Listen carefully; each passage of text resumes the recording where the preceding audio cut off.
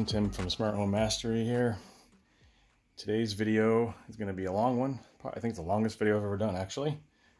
It's going to be a complete walkthrough of how I built this home theater here. 9.2.4 home theater. This was a storage room. It's above my garage, as you saw me walking up the stairs there from our mudroom. 140-inch screen. Equipment. So again, it's going to be a complete walkthrough of all the stills pictures I've taken since I started building this several years ago now. But I walk through it and explain what I've done, what I'm doing in each of the pictures. So again, stick around and take a look at that. You can skip around to parts of it if you want to know about a particular thing.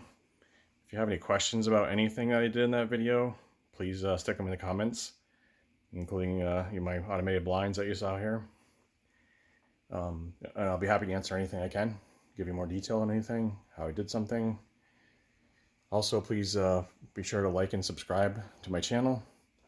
I think the next video I'm going to do after this, since I did this complete walkthrough of the build process, is probably do something that I haven't done yet, which is total up how much this all cost me, and give you a breakdown of that. So stay tuned for that. That probably will be my next video.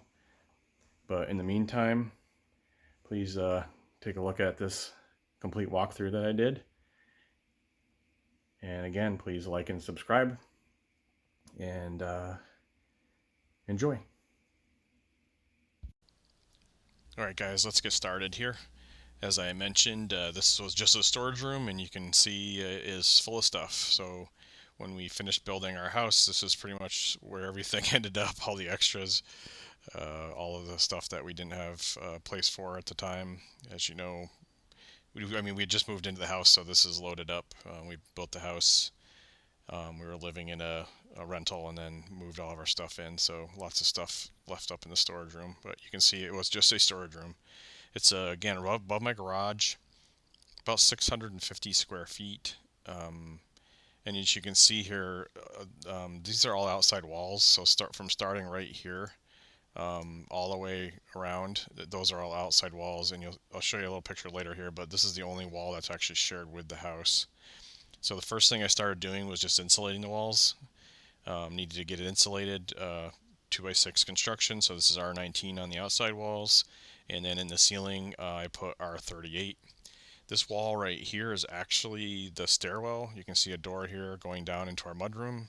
So our garage off from our mudroom, and then this room above our garage, the stairwell goes right down into our mudroom and then over into our kitchen. This is the wall I was mentioning that is shared with the house. But again, you can see here I was just started. First thing I did was just started insulating. I expanded out this wall a little bit on each side to make room for the stage. Just another shot of that. The exterior door that was in there, because none of this was heated yet. It was all cold space. Yeah, this is what will end up being the equipment room. Insulating, more insulation. This in behind here is all just cold storage. You'll see later I put a door on there. Started framing out the stage a little more. Got the walls coming off the sides here, as you can see. Still insulating. Lots and lots of insulation. More of that. It's more the same. Then you can see I actually even insulated inside of the stage as well. This is where all the LCR speakers end up being behind my screen. You can also see that I just taped out roughly what my screen was going to be, so I could see what size screen I could fit in there. This is ended up being a 140-inch wide 235:1 screen. Another shot of that. Here's a good shot of that wall I mentioned. So again, didn't go nuts with soundproofing here. You'll see a little bit later where I did add some more OSB, but this is the only wall I actually did caulk all the seams here. You can see even down here on the floor, because this is the only wall, as I mentioned, that was shared with the house. You can see this is where the house ends right here. This is the insulation I put in because this is an outside wall, and then the plastic, of course. This is actually our master bath right here, in our upstairs of our house. So another shot of that. After I got all the fiberglass in, I put in this Tough-R, which is another R10. It really tightens up the room really nice. This is what we did in the rest of our house. So R38 plus this extra R10, and then you'll see later I put strapping over this, so for something to attach the drywall to. But with all of these seams taped, it really makes a nice tight room. You can see the equipment room. There's that back wall with plastic over the insulation now. More of the Tough-R. This is another good shot of that, the caulking. So this is you can see I started putting the OSB in the walls, and then here's the strapping I mentioned. That I put the strapping over the top of the foam Tough-R insulation to attach the drywall to, and then I even started drywalling inside of the stage area. So this is the only part I actually ended up drywalling myself. My wife's uncle owns a drywall business, so there's 3 things I didn't do myself. One of them was drywall, one of them was carpet, and one of them was the heat pump. Those are the only 3 things I didn't do in this room myself. And he owns a drywall company, so they're really good at it, they're fast at it, and I just don't like doing it. I'm not good at it, and I wanted it to come out nice. So you'll see later, this is the only part I actually ended up drywalling myself, and then I just had them come in and do the rest of it. But you get a good shot of the OSB there. So this is you can see they've got some soffits going up, and I did put a 2-inch pipe in the soffit where the projector goes. You can see here's the mount for the projector here and the outlet. This pipe actually runs all the way back to my equipment room, and there's some other shots of this later, so you'll be able to see it. But so there's soffits, more soffits. This is the one that over the stage. These pipes here are just sleeved through this wall for wires to run through, and I think you'll see that later. Lots of wires end up getting run. So these are pipes that come in for my wiring. This is actually the pipe that I mentioned that runs all the way to that soffit where the projector is, and then this is a pipe where a bunch of, again, I just put it in there as a sleeve to run all of my line voltage wiring to, and there ends up being a trough that goes over the top of these after. You'll see it. There's the drywall I'd mentioned. I put the drywall inside of the stage area, and you'll notice I moved the door here. So now this exterior door is here. This is actually a heated space now, and there's a door that goes on right here that ends up being where that cold area is now. So I kind of moved this whole room is now going to be obviously ends up getting heated. You can see all the soffits that got built. The way I built my soffits is 2x4s on the top, 2x6s on the bottom, and that ends up leaving a little lip which is just wide enough to put a strip in there for the LEDs. I have lots of videos I've done for a lot of these different pieces, and I'll link all of them down. Building the soffits is one of the ones that I did do another video on. Not a very good shot there. Then the light. Here's what I mentioned. I don't have a neighbor for like 2.5 miles. We actually have quite a bit of property, so like again, I wasn't super worried about soundproofing. I didn't put much money into soundproofing, but I didn't really feel like I needed to. You can see there's no houses for miles. There's the wiring I mentioned running through those pipes. You can see I started putting my 4-inch cans in, and all that wiring goes into my equipment room, which is where all of the lighting control ends up being. Again, there's lights over the stage soffit in the stage soffit. This is the soffit that's under the seating, and so each seat actually has its own light that's separately controlled. There's the mount mentioned provisioning for the anchoring for the projector with the outlet. That outlet actually runs back into my equipment room as well. And then you can see the can lights. And I'll explain these other things here when we get a little further. So right here, actually, each of my columns has a low voltage box and a line voltage box, so we have an outlet in each one of them, and Smurf tube that runs from each column back into my equipment room. And there's going to be lots of shots of that later on, but as you can see, there's another piece running over to the other column. Each column has a home run all the way back into the equipment room. You can kind of see them there a little bit. They're not all in yet. And there's the wiring that I mentioned, all the lighting zones. I actually ended up with 10 lighting zones in here. It's a good shot of the OSB that's covered out of the wall, which again is the one piece of soundproofing that I did do.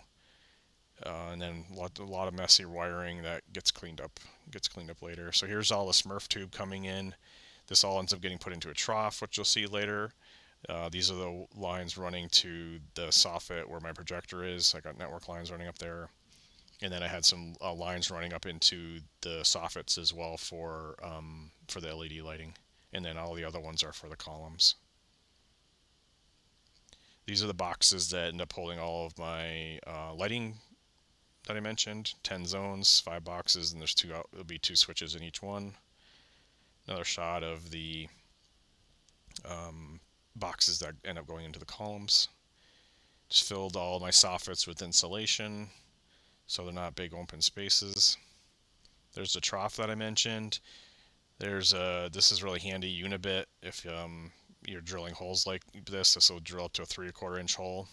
And I was actually lucky enough to have access to a hydraulic knockout too, so I was able to knock out bigger holes into it for the pipes that actually go into the boxes, which you'll see later. So there's all the Smurf tube terminated into the wiring trough, and then again later these bigger holes are knocked down the bottom here, and these go down into those Leviton low voltage panels that you might have seen. And then here's my line voltage for my lighting control. Again, these are the pipes that run down into those boxes for the switches. I have wire ties on these. I don't leave the wire ties on there. I know that you're not supposed to do that, so that those actually get removed. This is actually my house panel, my house panels. So this is all my network wiring and coax, and then actually it doesn't look like I have all the speaker wire in here yet, but this is also all my whole house audio goes into here. I think there might be another shot of that later. There's all the wiring there. There's a shot of it later with it all terminated. Again, these are my house panels. So here we go with the lighting control. There you can see these are just normal switches. They end up being smart switches later on, but 2 in each box. And then this is the switch for the light that's in the equipment room. This ends up being a motion sensor, because what ends up happening, what I end up doing is using my rack as the door for this. It's going to be it's on rails, and there's be shots of that, and I have a whole video on that one as well. But the rack actually ends up being the door to my equipment room. This is a box for a smoke detector that sits right over the top of my equipment rack, and you can see right there the Smurf tube coming in from each of the columns. Just another shot of the trough. There's my house panels with all the speaker wire, all my whole house audio wiring in there. I use a system from Home Theater Direct, which actually works pretty good.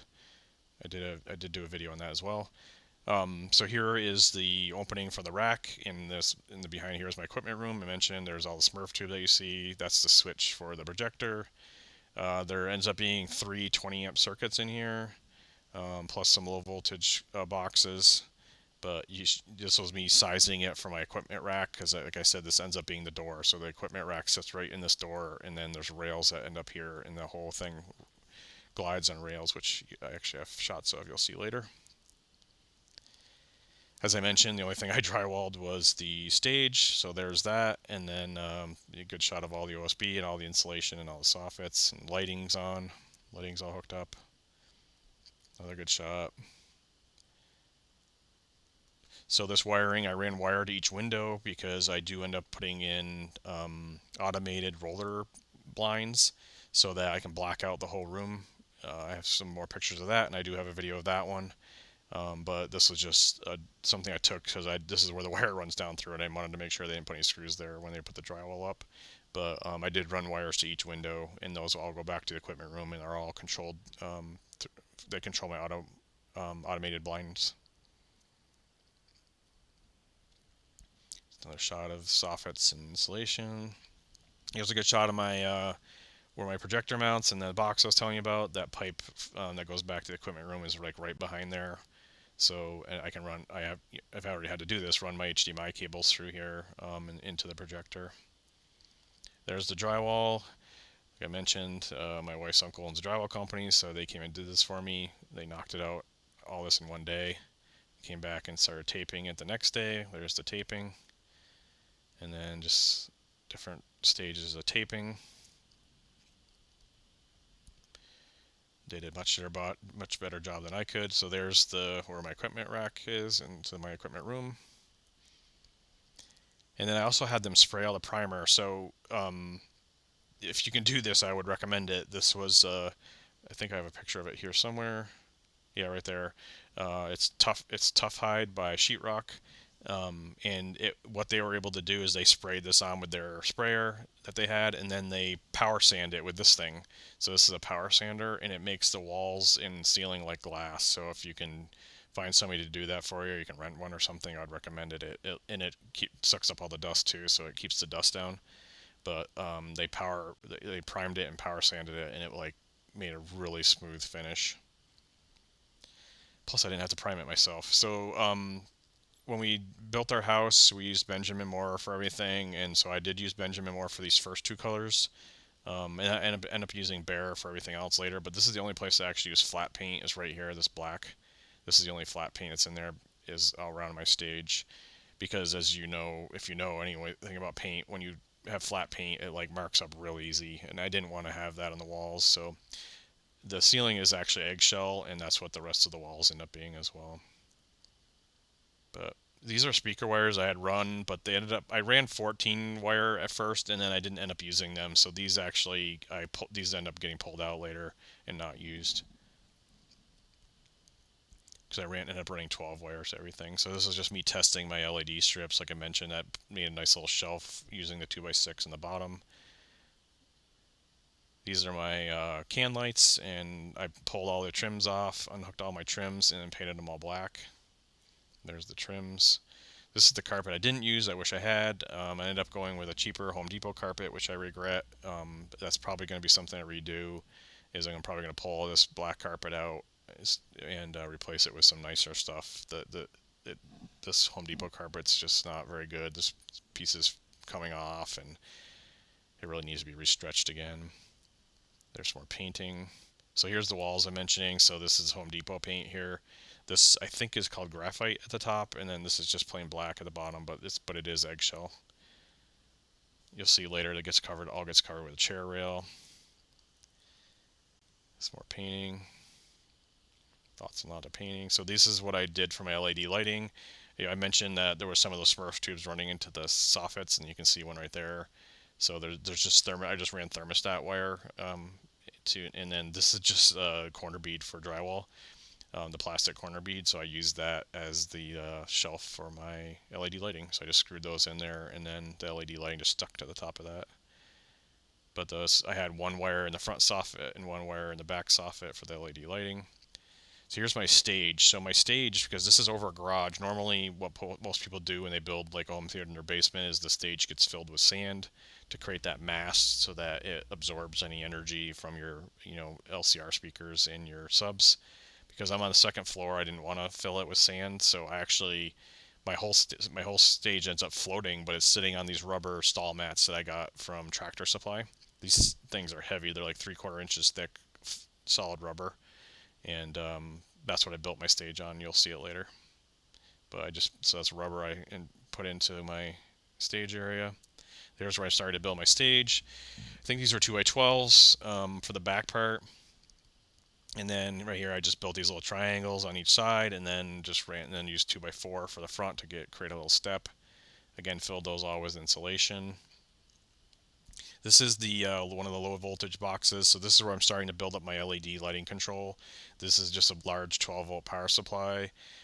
These are the LED amplifiers. That's the LED controller.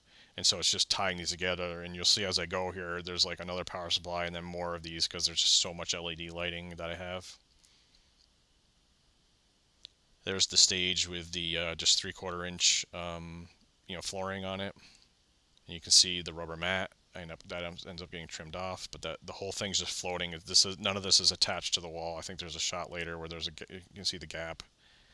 So it just sits on that rubber mat. There's the LED lighting in.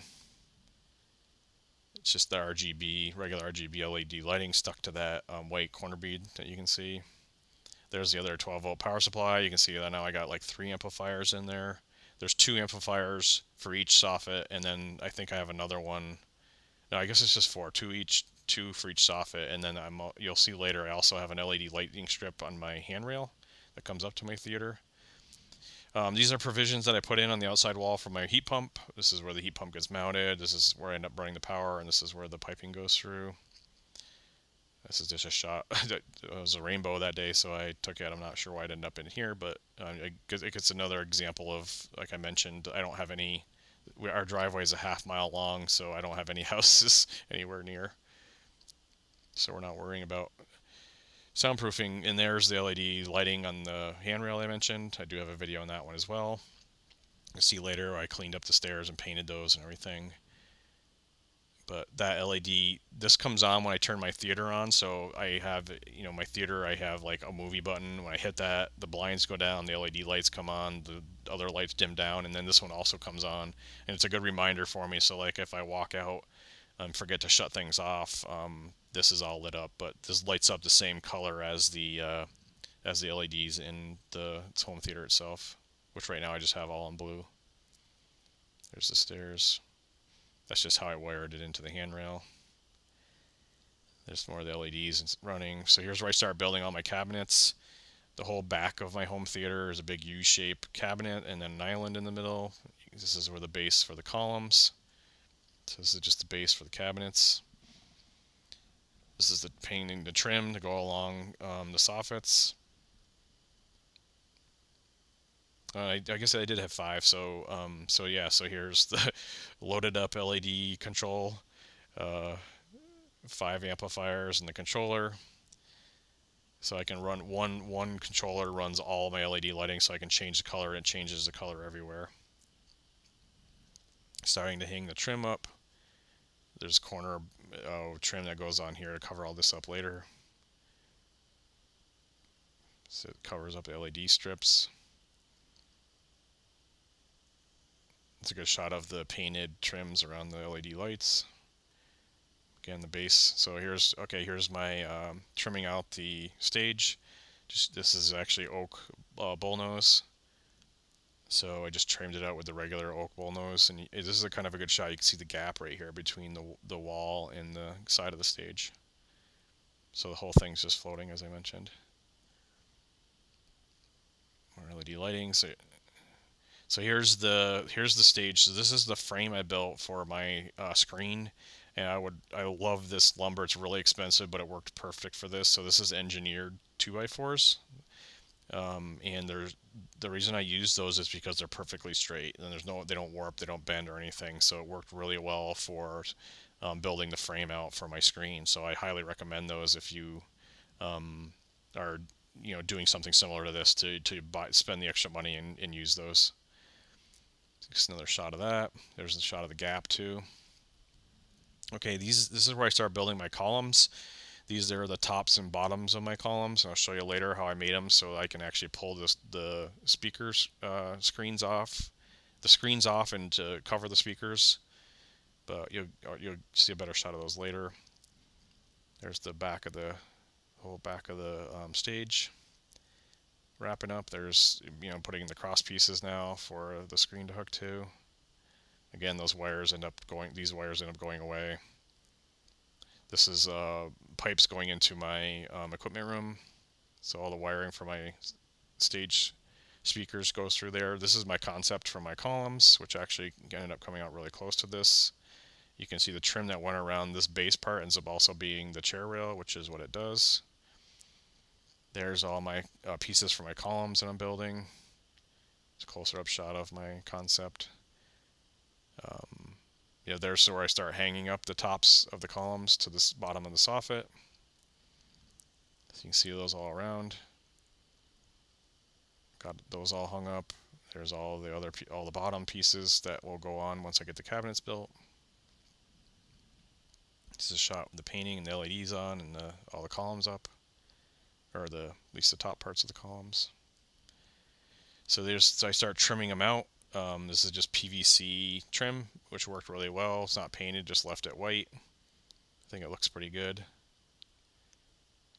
So all of those get there. There's a good shot of my Insteon switches. I mentioned I use smart switches. I use Insteon. My whole house is Insteon. They unfortunately went bankrupt, but now they're back in business. So you can buy switches and outlets and stuff again. But my home audio controller is an ISY 9941, so 941, and so I used Insteon in my home theater as well. So again, there's 10 regular dimmer switches, and then I have keypads throughout the room and outside the room as well. There's a couple of the dimmer switches installed. There's a the screws are horrible, but that was just a temporary keypad I put in so that I could turn my lights on and off as I was coming into the theater now that I had the smart switches in. Another shot of some carpet I was looking at. So here's my column starting to get built. Again, more PVC trim. There's cabinet underneath, and then there's one of those bases that you saw earlier that I built, and then just trim in between them. And then you'll see I build frames later that just slide right in here, and so they can slide in and slide out so that I can get to my speakers. Here's the wheels that I end up using on my my rack that I mentioned. That rack that ends up being on rails. You can see there's a V-groove wheels. They ended up working out really well. Another shot of the the column. So here's where I start building my cabinets in the back. These are all MDF and poplar. I ended up building three cabinet boxes, one here, one on the back wall, one on the other side, and then I just filled in between them. You'll see that in a minute here. But lots of MDF. Stuff makes a big mess too. So that you can see, so I just built a three box thing there, a 3-box one there, and a 3-box one here, and then kind of just filled in the corners later with other shells there, and there's a shot of it. So you can see where the 3-box ends here and here, and then this piece here is just filler to make another one. And then you can see I got the bottom of the columns going on here. These are the same heights as the other columns that are out freestanding, so everything blends in perfectly. Like I mentioned, the chair rail ends up being the trim that goes along the top of here and covers all the columns.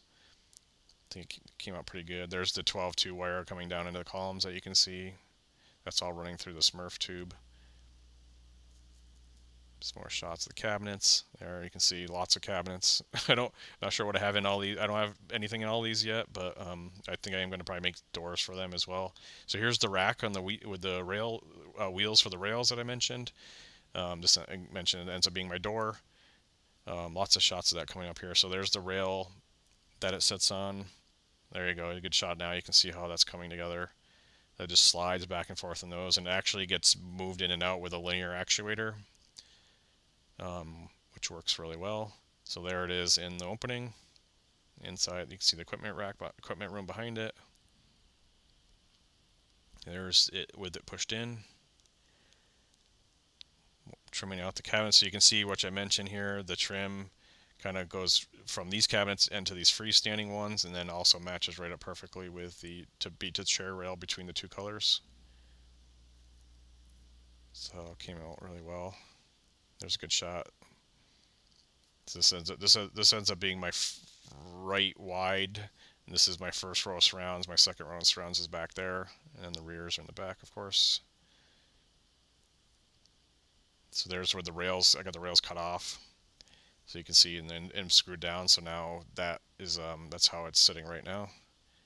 So my island, this is all made out of birch because this ends up getting a really heavy concrete top on top of it. So this is all solid wood. It's not MDF. Solid. It's again birch plywood, and it's the base. It's sitting on a pretty heavy duty base. As you can see here, there's holes cut out in the bottom speaker columns.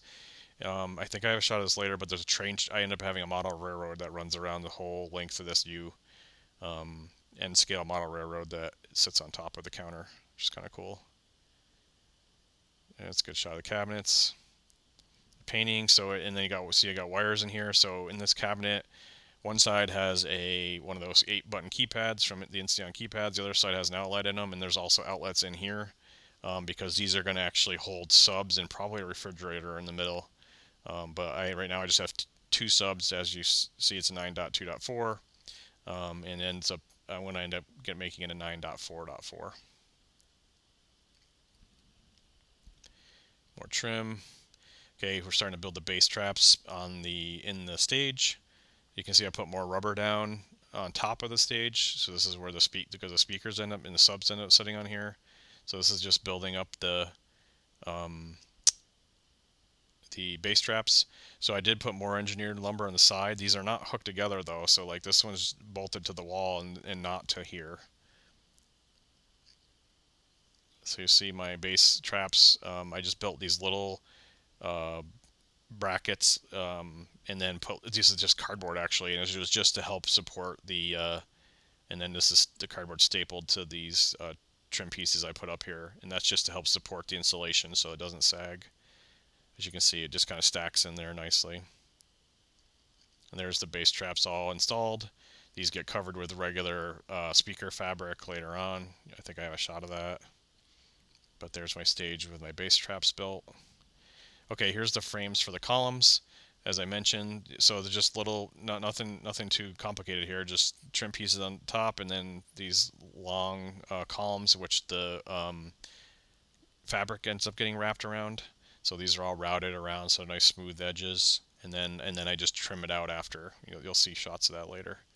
But that's what they look like. So this whole piece where this black and this black here on the other side of the white, so this whole thing comes out, and then the speakers end up being in behind there. There you go. There's a good shot of it. So there's what it looks like out. So this is the part that ends up getting wrapped with fabric, and then it just slides back into each slot.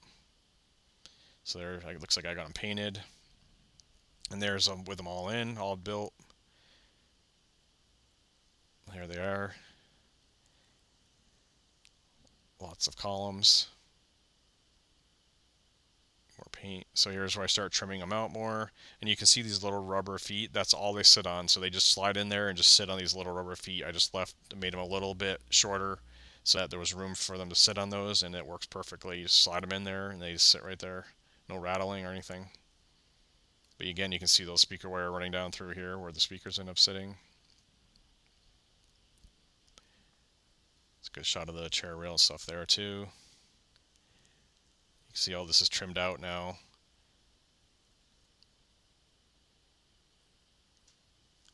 These are shots of the rail actually working. It's pretty slow, so it might take a minute here, but you can just get a shot, I think, of it working. So there's the linear actuator I was mentioning that actually pulls it in and out. You can see it's moving back. So it's like I just hit a switch and it pulls the whole rack back in, and it works with all the equipment in it too. It goes slow, but it's not something you have to get in and out of too often. I have it unhooked right now as I'm finishing up the wiring, as I finished up the wiring, but yeah, see, that works pretty well. Skip through those. It's another shot of it. Oh, there's the train. So there's me starting to lay out the train track. You can see what I mean. So it runs through here and runs all around the whole horseshoe area in the back. I built a bunch of frames for my movie posters. These end up going in my stairwell, you'll see later. And this one ends up hanging in the theater. So this is the top of my island in the back here. I was going to do the pour in place, and I decided to do a form. So all this cement board ends up getting ripped off, and then I end up just doing a pour in place and setting, or a pour into a form and then setting it on top. You'll see that later. So that all that ends up coming off. So inside my columns, I just bought shelf brackets from Home Depot and just screwed them in the back, and then I just used the shelf brackets right here. You can see a leveling everything, but then it worked really well because it's like I can move the speakers up and down however I want, wherever I want them. So the side surrounds are like really low, but then the rears I have up high, so that they shoot over the top of the island. This is a shot inside my equipment room. This is all the LED controlling, the blind controls, the linear actuator for this. All that low voltage wiring is inside these cabinets, and you can see the pipe that I mentioned that I used that hydraulic knockout to punch out to get into the trough. So I had rubber left over from my putting under my home under the stage and on top of the stage. So I actually ended up lining my whole equipment room with rubber as well. You can see back here is all the all the different circuits and then the low voltage stuff coming in. And this is where all that speaker wire comes down through and eventually makes its way into the rack later on. These are a bunch of wires that got run to each of my columns for low voltage things like feeding the train and LED lights and those types of things. This is the track lighting I end up putting over the island. You'll see those later. This is that other end of all the low voltage wiring that comes into the columns. You can see all these are covered. There's the outlets I mentioned. So each column has an outlet, and then this, and this is where the speaker wire ends up coming through later to feed the speakers. Got the door on. This is the same doors we use in the rest of our house. A solid fir door, just stained, trimmed out. Another smoke detector in the room itself here. This is another shot of one of the low voltage panels. There's all the wiring for the linear actuator that opens and closes the rack. This shot of the room before all the speaker columns were done.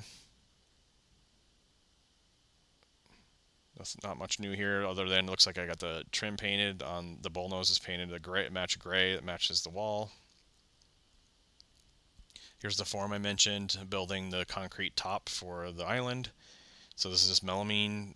You just rip it down, it works great. You build this form, you pour the concrete in here, and then this ends up being the top right here. So you build it upside down and flip it over. Some shots of it later here, but it works out really well. So there's the top inside the form. Then you just pull, let it cure and pull the form off. It's just letting it dry slowly, and then voila, you flip it over. A cool concrete top on the island. And you can see why I mentioned I built this out of solid wood. That's a lot of weight up there. I forget how many hundreds of pounds. I think 600 pounds. It's got rebar in it, but see how smooth the top is, because that's the part that was facing down in the melamine. You don't have to like trowel it out to get it that smooth. Here's a floor box I put in where my seating is going to go. So cut a hole in the floor, drop the floor box in. Okay, now we're getting into the columns. So this is a Guilford of Maine. People call it Gome. So Guilford of Maine is what I used on all my speaker columns. Just plain black. So there you go. There's the speaker columns. They got the fabric wrapped around them. And then I still have to trim them out, you'll see. But there's all the fabric in. Starting to look good. There's the floor box all installed where my seating's going to go. There's a Disney Lego castle. So you can actually see here all the columns are trimmed out now. So I just took, this is more PVC trim. Just trimmed out the edges of where the Gome finished, so that, or the Guilford, the fabric finished, just to make it nice clean look. And again, so these pieces pull right out and the speaker's sitting behind there. There's a close-up shot of one. There's the model railroad tunnel. More Insteon switches. That's the one I put in the island. There's the one over by the rack. That's the switch that actually opens and closes the rack with the linear actuator that I mentioned. So you just flip it that way and it opens. You flip it back and it closes.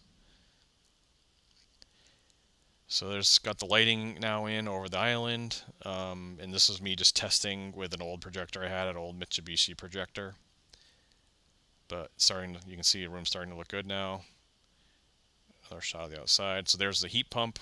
It's a Daikin heat pump. This cools and heats the whole room, works great. When it gets super, super cold out, we've had 20 plus degrees below zero.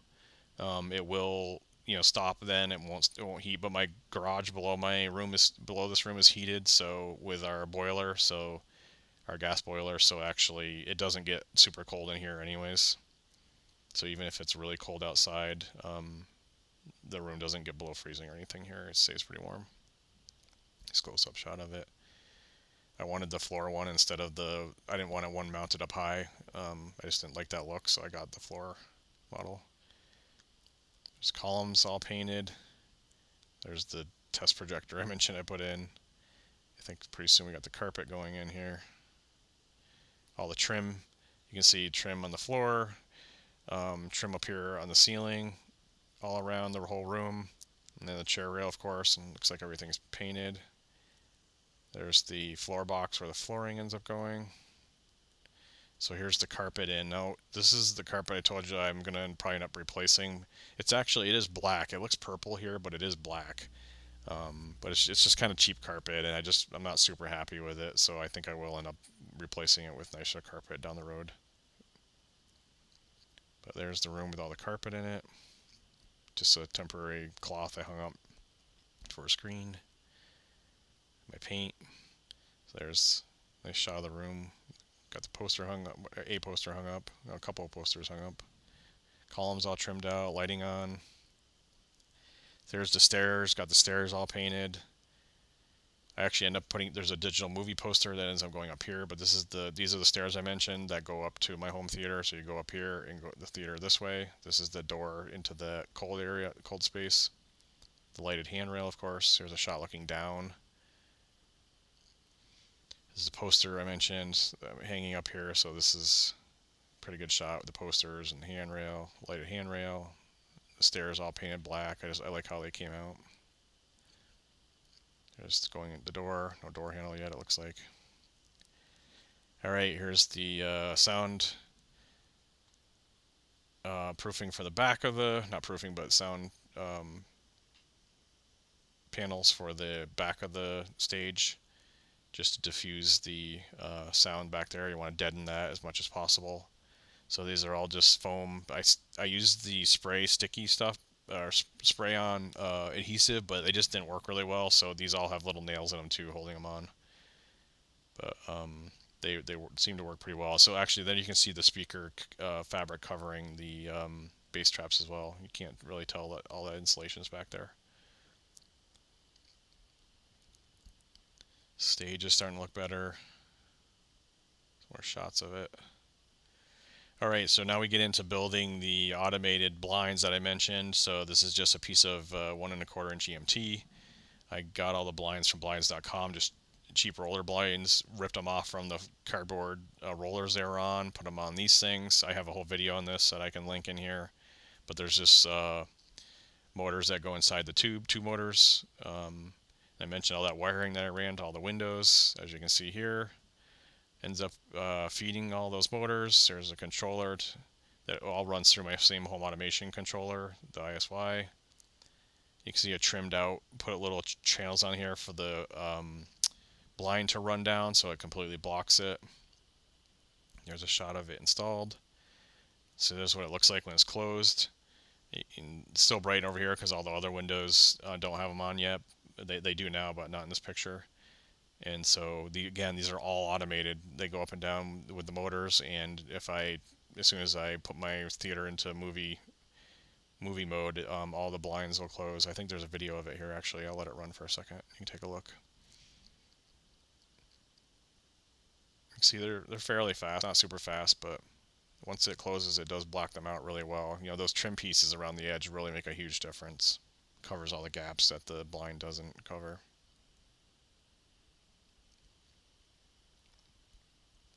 There you have it. So yeah, so there's it closed, and of course that other window next to it hasn't had one on yet. And I think this might be the video of it opening, so you can see. So it's pretty cool. Some more shots of it. Alright, so now we get into some fun stuff, some speaker building here.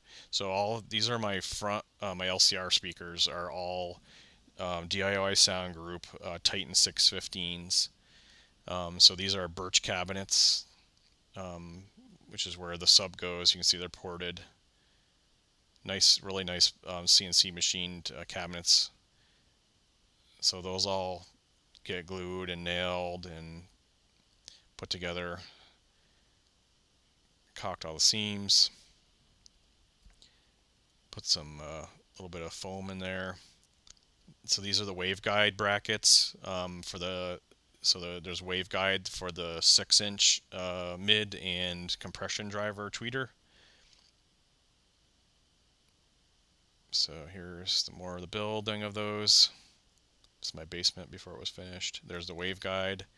And I actually put the waveguide brackets on hinges, and you'll see later I use that because I can actually direct them better down towards the main listening position. So here's the speakers up in the home theater. You see with the waveguide brackets on top of them. There's all the goodies. So there's the waveguide with the 6-inch and where the tweeter 6-inch goes, mid and tweeter go. There they are. More assembly. So here's it's hard to tell, but this is the waveguide bracket here, and then there's the adjustable. I just use like the adjustable feet that you can put on the bottom of a chair, and so that I can like just turn that and fine tune how I want them aimed. There's a crossover. I just mounted the crossover on the bottom of the waveguide. There's a good shot of the little adjustable foot, and then you can see the hinges up here, so that I could kind of fine tune aiming those at the main listening position. And I used the speak-on connections on everything here. So there's the 15-inch sub, 6-inch mid, and compression tweeter, and the waveguide. There they are. There they are sitting on the stage. As I mentioned, those other speaker wires that were sticking out of the walls, those all got cut and pulled out. And then here's the 12-2 wire that ended up running through those pipes that I mentioned went into my equipment room. So then we get into building subs. So these are all custom built subs. Had somebody help me design these, and I built them. So these are tuned at 17 hertz. They're ginormous, lots of MDF. These things were heavy. 18-inch Dayton Audio Ultimax drivers in them. Yes, you'll see later. Some shots of these things. I think there's like 1.5 sheets or maybe 2 sheets of MDF it was for each of these. I had to have an appliance dolly to move them up into my home theater because I built them in my basement. So here they are. Just some foam glued in there. The baffle on. Okay, now we got into the screen. So this is I mentioned, it's a 140-inch wide Seymour AV, 235:1 ratio. Acoustically transparent, of course, because I got all my speakers behind there. There's a picture of it hung up. The stage obviously isn't trimmed out yet. So okay, here's a shot of all my lighting control I mentioned, all 10 zones, front soffit, rear soffit, front stage, backstage, all the seating, and the rack light and the entry light. Just some testing. Okay, you notice here that there's this headrail up here. So I have an automated masking system so that when I'm in 16.9, I have curtains that will cover up and mask this. I do have a video on that as well, which I can link on here. There's the subs up in the room finally. Painted, a little damage from moving them. There's the beasts, the 18-inch subwoofers from Dayton Audio. These things are ginormous. Massive bass. There's a shot with the Coke bottle on top so you can get a sense of the size of these things. So alright, so there's the screen off, and there's the front stage being put together. So I got my LCRs. You can see I did aim my LCRs, that the left and the right are turned in just a little bit towards the main listening position. And then the subs, I actually ended up putting the ports on top because I put a piece of trim at the bottom here, and I didn't want the ports firing right into that trim. So I just actually flipped them around. Some shots of it. Some shots with the screen back on. Okay, here's the amp I use for the subs, which is just a iNuke 6000 DSP. Worked really well. Works really well still, actually. Now we get into, I believe, yes, all the surround speakers. So all the surround speakers are the same. DIY sound group again. They're all 10-inch volts. Volt 10s they call them, and ported cabinets. So the first batch I bought of 4, I needed 8 of them. And my first batch I bought of 4, they were selling the cabinets, so I bought the cabinets. And then from then on out, they weren't selling them anymore, so all the rest of them I had to build myself. So these are actually kits from them. These first 4, and there it is in my column. As I mentioned, the brackets, so this is like a side surround, so it's like really low, so it's aimed right at the listening position. And then the column will cover this completely. You won't even know it's there. But again, with the brackets, I was able to move these up and down. There's a shot of the rears, so there, it's a good shot. You can see those are higher, so that they, don't shoot right into the back of the island, obviously. And you can see the columns off there, and I think the next shot with the columns on. So there you go. So there's what they just set on there. Works out really well. There's a side one covered. All right, this was a frame I built for my digital movie poster, so I do have a video on this one as well. But this gets mounted at the top of my stairs, so as you're coming up the stairs, I have a digital movie poster playing. I think there's some more shots of that later. There's the keypad installed into the island. There's the TV for the digital movie poster, and kind of jumping around here, I guess. There's the switch again for opening and closing the rack, and there's the frame I built for the digital movie poster. There it is, hanging at the top of my stairs. So as you come up the stairs, I can have movie posters playing. There's a good shot of it from the bottom of the stairs. You can see the damage that I did, that I had to fix from moving the subs up there. It's a French cleat that I installed to get it there. It's just all getting the wiring run up to where that is going to be. So there's a good shot of the train going through the columns. As I mentioned, it's N-scale. It's an N-scale Amtrak train, sleeper train. We take trips down to Disney World on Amtrak sleeper trains, so we decided to do a model of that in the room. All these Legos aren't here anymore. We've built another room for Legos. So the home theater is now Lego free, or almost Lego free. So there's a cool shot of the lighting behind. I have LED lighting strips that I put behind the screen, so I can actually light up, do a cool shot of what's behind there without having to take the screen off. So there's some Legos that aren't in the room anymore. My son built this Disney sign himself, which is kind of cool. Looks like if you're familiar with going to Disney World, the Disney sign that you drive under. I thought that was kind of cool how he did that. Alright, get through some knickknacks here, some columns. So here's a shot of the rack with the linear actuator, and so this pin right here works really well. So I have a piece of trim that's over here that's just on with a couple of screws. So if anything ever happened where the power was out or something and I needed to get back there, or if I needed to get back there quick, I can just pull that piece of trim off and then pull that pin, and the linear actuator drops, and I can just push the rack back. So it's kind of like a safety part. There's the back of the linear actuator attached to the wall where it pulls it back. It's the wiring for it. There's the speaker wiring that I mentioned. So all my speaker wiring goes into my rack, into these banana jacks, the keystones that go into this patch panel. And you'll see later on I made all my own custom banana cables to keep everything clean. I don't know why I have so many shots of this switch. So there's the rack in the back position.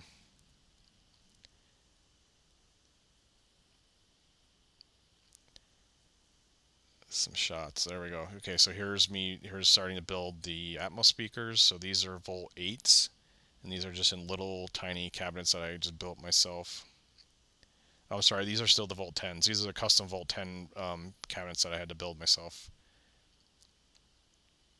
So I mentioned that they had cabinets that you could purchase when I first started buying them, but because I needed 4 more, I had to build the next 4 I had to build myself. So here's the masking system.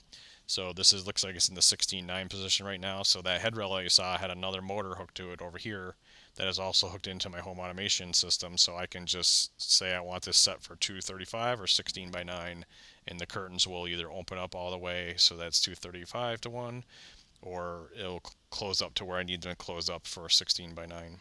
Works really well. That's just a crossover in one of my speakers, it looks like. I used double-sided. This one looks like I screwed to the back. There's the control for looks like I was testing it for the automated masking system. So there's it masked off as 16:9.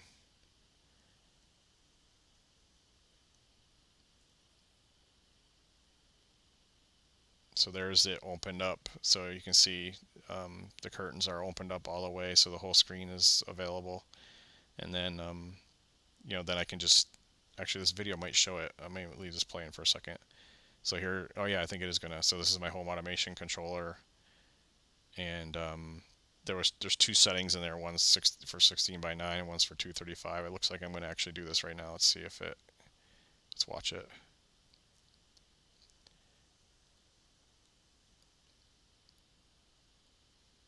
If this is the video, I think it is. Should maybe not be. There it goes. So you can see if I hit that and it just closes. That didn't work super well. I had to play around and adjust the curtains to make so that they fit better, but you get the gist. It's like you can just, it works so much better now. If I select it, I can get it so it covers this edge perfectly. So it masks the room pretty well. Oh, this might be a better shot of it. Maybe that was my first try. Let's just jump forward a little bit here. See if this one's any better.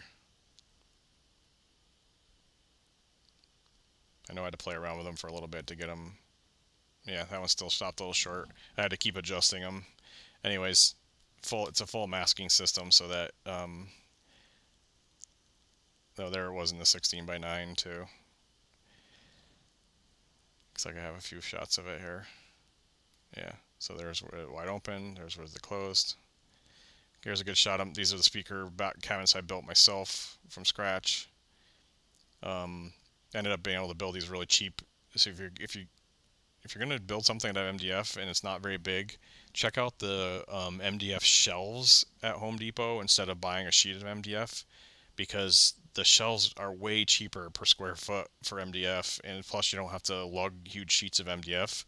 I built each of these cabinets for $5, believe it or not. I don't think you'd be able to do that now, but a couple years ago, when I built these, I was able to build them for $5 in materials, because I found the MDF shelves at Home Depot they were selling them for like $1 something, I think it was. So I was able to use I think one shelf for each box, or two shelves, I mean, for each box, plus the ports there for the ported cabinets. There's the door with the trimmed out and the handle on it. All right, here's where there's one of those shelves I mentioned. That's what I built my Atmos speakers out of as well. So there's one MDF shelf from Home Depot, and you can rip this rounded over piece off with your table saw, and you got a nice piece of MDF, and there you go. There's all the pieces, assembly. All right, so here's where I start getting a lot of my stuff. There's the Volt 8s for the Atmos speakers. Here's this beautiful projector that I got, the JVC RS2100, also known as the NZ7. This is a 4K, 8K E-Shift laser projector. So it's a beautiful projector. I love it. So there's the Atmos speaker cabinet. So there's the projector. You can see the lights or the wires aren't all tied up yet. You can see I temporarily had my office up here for a little while. I started working from home. Some shots of this is my seating. So the seating that I got delivered from Octane, this is the way the boxes showed up, and they were destroyed. So I had to take some pictures of some of this, because I had to get some money back for the damage, because some of the back of this one right here was really damaged. But there they are. So Octane seating. It's a row of 4, curved, with the love seat. I did the love seat just to save a little room so that I would have more room on the sides. If I'd gotten the arm in here, it would have pushed it out a little further here. I just didn't want to do that. I am sorry I did that, because one thing I didn't realize is, with the love seat, it comes with a wand instead of having the buttons. So these seats all have buttons in them. This one seat right here, which is of course the one I like to sit in the most, has a wand, and the thing's always falling down in the crack and turning the LED lights on, and it drives me nuts. So you see a shot of them with the LED lights on. Some shots of the projector hung up. Again, wiring isn't cleaned up yet, but I had to. You remember how I had that board up that I mentioned to mount the projector with. Well, ended up I had to have it like just off from like only the front bolts made it into that. So I mounted this whole board so that I had a really nice anchor point for my projector. So this board is actually all the way. These screws go up through the plywood that I hung up there into the strapping on both sides, and then these lags also go up into the wood, and then these two lags are just hung into this wood, lagged into that wood. So plenty of anchor there, but it's a pretty heavy projector, so I didn't want an inexpensive projector, so I didn't want it to go anywhere. So the shot of the seating, not super crazy about the seating. I wish I had spent a little more money on the seating. I think eventually I might get that replaced. There's our sheepdogs enjoying the room, getting hair all over the floor. Some more shots of the seats, the projector. It's a shot of my solder job on the.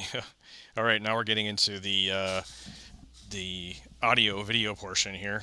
So these are just got these. This is the Marantz AV10. It's a 15.4 processor, and then I also have the Marantz Amp 10, which is a 16-channel amp to go with it. This thing sounds amazing. These just came out at the processor came out at the end of last year, and then the amp just came out at the beginning of this year, which is 2023. There's a shot of the back of it. You can see all the channels that it can support. It actually is 15.4. There's more than 15 here, but it can only support 15 at a time, and then 4 independent subs. So I now have my 2 subs behind my screen controlled by the processor independently, rather than with just coming out of an LFE port, which is what I had on my old AVR. Makes a huge difference.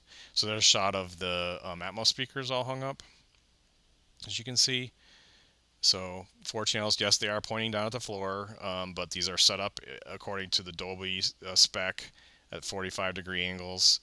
And I can hear them fine. I know there's people that are adamant that you shouldn't do that, and I may angle them at some point, but they actually put out really good sound for me.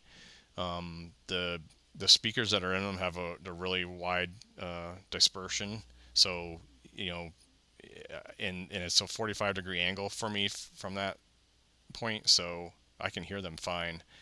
I may do some testing. The Marantz AV10 just has a default Odyssey setup on it right now, and Dirac is going to be coming out in March this year, 2023. So as soon as that comes out, I will test it with that, see how it goes, and I might do some measurements too. I got to get a calibrated mic anyway, so I'll probably do some room measurements and just see if how they are sounding, if that's falling off more than I think. So there's a shot from the back with the screen, the speakers all in, the AV rack over there isn't full yet. These are some blanks I got. They were just damaged, so I took some pictures of them. So there's the Amp 10. Again, gorgeous looking. They have LEDs that light up on the side of here when you turn these on. I think I got some shots of that in my rack. There's I mentioned 16 channels. All balanced XLR inputs is what I'm using.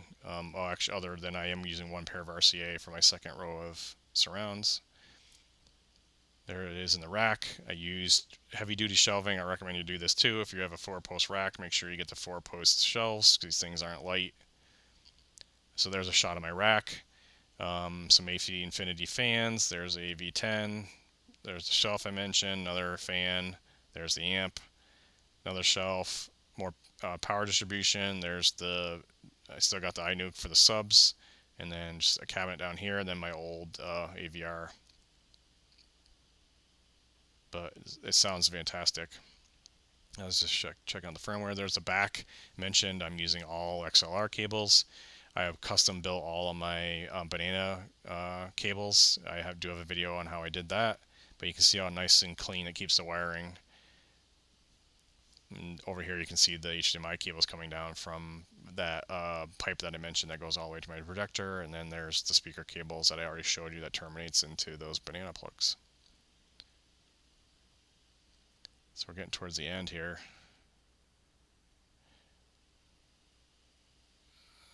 So there we go. That's a shot of what it looks like right now.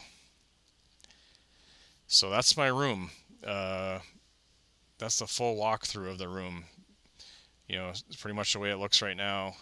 So where I am right now. So what do I have left? I want to get, like I mentioned, 2 more subs for that will go into the cabinets back here. I think I am going to get this carpet replaced. I might put some like tile back here for this seating so it's not on the carpet. Um, small stuff like that. I think not that that's too small, but they definitely got to get I want to get 2 more subs in, get the dia rack, um, probably have the whole room audio and video calibrated by a professional.